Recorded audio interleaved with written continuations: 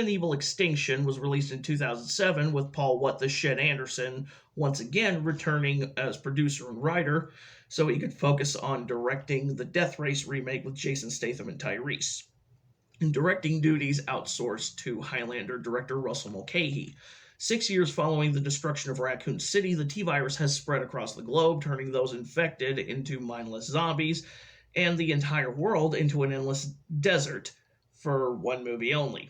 Milla Jovovich's Alice is beginning to develop telekinetic powers because fuck you, while doing her damnedest to survive on her own and avoid being tracked by Umbrella's satellites. Oded Fehr's Carlos Oliveira is now rolling around the sandy remains of civilization with a convoy of survivors led by one Claire Redfield, played by Ali Larter, and Dr. Alexander Isaacs, who's played by Ian Glenn, who appeared at the tail end of Resident Evil Apocalypse, is attempting to domesticate the undead using a serum derived from Alice's blood, which actually turns the undead into super zombies. But there may be hope for the survivors yet, as Alice has discovered a notebook hinting at a possible safe haven from the T-Virus somewhere in Alaska. Happy day. I don't find Resident Evil Extinction to be the best entry in Anderson's Resident Evil series, as I find it the most tolerable. Anderson had actually pre-planned the first 3 Resident Evil movies in this fashion. The first movie would take place before the events of the games. The second would take place during the events of the games, at least the second and third one. And the third movie would take place after the events of the original games. And his intention with Extinction was to bring the Mad Max films to younger generations, which is why the movie takes place in a post-apocalyptic setting. Following Alexander Witt's amateur hour and a half that was Resident Evil Apocalypse, it only made sense to hire a more seasoned director to handle the third act, especially considering all the technicals that would go into a post-apocalyptic movie. Maybe if Constantine Films had hired seasoned directors to handle the series in the first place, this might not have turned into such a shit show. But moving on. While the first movie felt like a valiant attempt at a sci-fi horror film where the horror was being undone by bullet time and Marilyn Manson blasting on the soundtrack, and Apocalypse was an inexperienced director trying too hard to blend sci-fi horror and action and accomplishing neither particularly well, Extinction manages to strike a passable enough balance between sci-fi action and horror. By this point, we've completely abandoned any and all pretense that these movies have anything to do with Resident Evil apart from the name and some of the characters. And so, sure, it's nice to have Carlos Oliveira once again. It's nice to see the addition of characters like Claire Redfield and Albert Wesker, who is apparently chairman of Umbrella now. And the movie comes equipped with its very own tyrant for the film's climax. Yeah, 3 movies into this series, and they finally roll out the tyrant. The big, hulking, heart-beating outside of its chest, claw-handed tyrant that has been a staple of the Resident Evil games since 1996. Yes, I know Nemesis is considered a tyrant type, but I'm talking the tyrant. Although I don't remember it having claws that turned into hentai tentacles.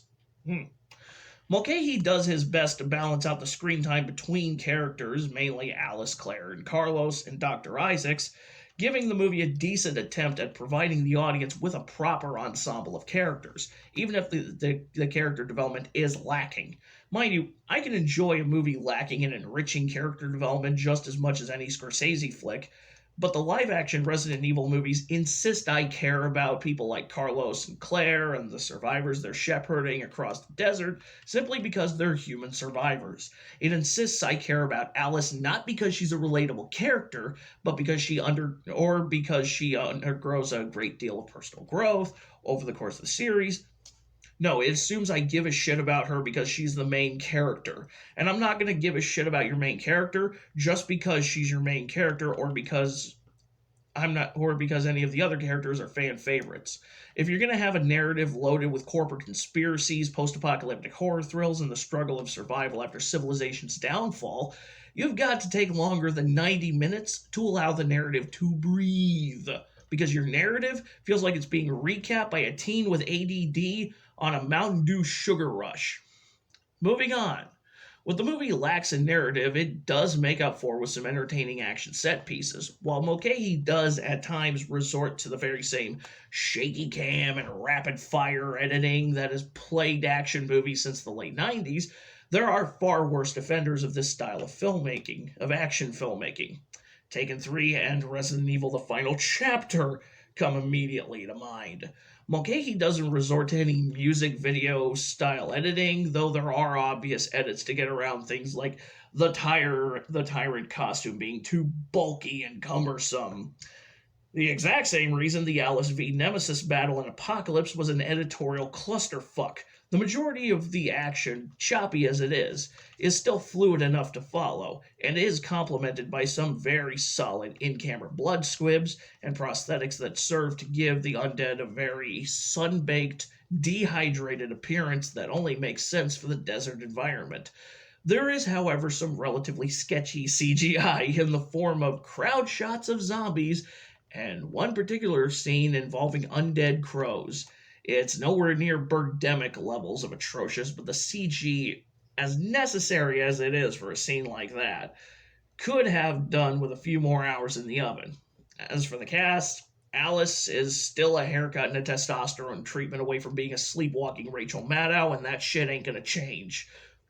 While Oded Fair still lacks Carlos Oliveira's Latin charm, he is more of a character in this movie because, spoiler alert, he has an actual character arc.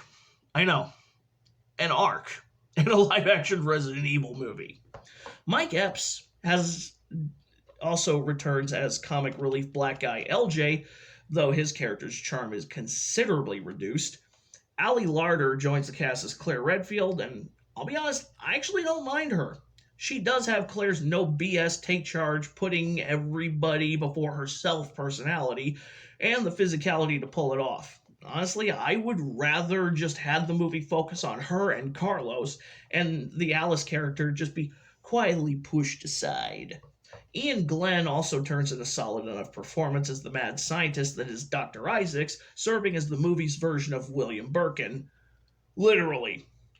I'm not going to elaborate on that, but those of you who have played Resident Evil 2 know exactly what I'm talking about. Jason O'Mara makes a minor appearance as Umbrella Chairman Albert Wesker, his scenes being relegated to sitting at a boardroom table, slick back hair and sunglasses, speaking in that cool and composed Wesker voice. The only other actor worth pointing out is Lyndon Ashby, who plays a cowboy named Chase and is a member of Claire's convoy. I'm only mentioning him because he was previously in Paul W.S. Anderson's video game movie that was actually worth a shit before the Resident Evil films, Mortal Kombat. And he was my favorite MK character, Johnny Cage. Resident Evil Extinction is the peak of the live-action films for me, but pucker your anus because the next movie begins a vertical decline for the series. As for Extinction, I would recommend renting it alongside the previous 2 entries.